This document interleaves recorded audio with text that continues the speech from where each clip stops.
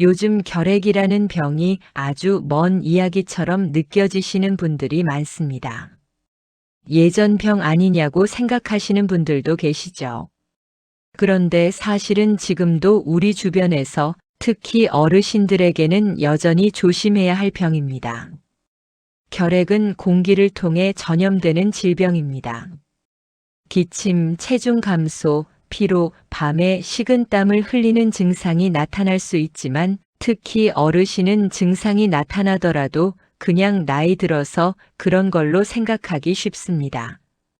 이 때문에 병을 제때 발견하지 못하고 진행되는 경우가 많습니다. 사실 우리나라 전체 결핵 환자보다 65세 이상 어르신들의 결핵 발생률이 훨씬 높습니다. 그리고 잠복 결핵 상태에서 활성 결핵으로 진행되는 경우도 있어 조기 검진이 무엇보다 중요합니다. 하지만 병원에 가는 것 자체가 쉽지 않은 분들이 많습니다. 거동이 불편하거나 보호자가 필요하거나 병원 예약이나 비용 때문에 검사를 받기 어려운 현실이 있습니다. 심지어 어디에 가서 어떻게 검사받아야 하는지도 모르는 경우가 많습니다. 이런 상황을 해결하기 위해 정부가 시행하고 있는 것이 찾아가는 결핵 검진입니다. 찾아가는 검진은 보건소를 중심으로 의료진이 직접 거주지나 요양시설을 찾아가 무료로 결핵 검사를 해주는 프로그램입니다. 검진은 간단합니다. 먼저 문진을 통해 건강 상태와 증상을 확인하고 흉부 엑스레이를 촬영한 뒤 필요하면 객담 검사를 진행합니다. 검사 후에는 결과를 안내받고 추가 치료가 필요한 경우 바로 연결될 수 있습니다. 이 검진은 지난 2020년부터 시작되어 2025년까지 총 115만 건이 넘는 검사가 이루어졌고 그 과정에서 881명의 결핵 환자를 조기에 발견했습니다.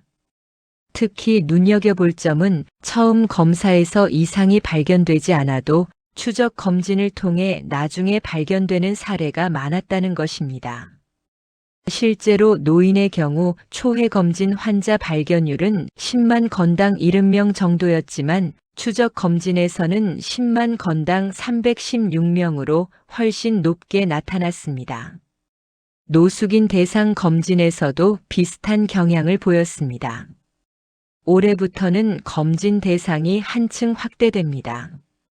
그동안은 장기 요양 등급 3에서 5등급 어르신만 검진 대상이었지만 이제는 1등급부터 5등급까지 모든 어르신이 포함됩니다.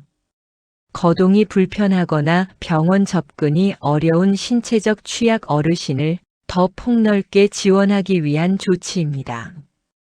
또한 각 지자체에서는 의료급여 수급권자 등 의료 접근성이 낮은 어르신을 자체 발굴해 검진 대상에 포함할 수 있도록 했습니다. 상반기에는 처음 받는 분들을 중심으로 검진을 진행하고 하반기에는 추적 검진을 통해 이전에 이상 소견이 있었던 분들을 다시 확인하며 관리합니다.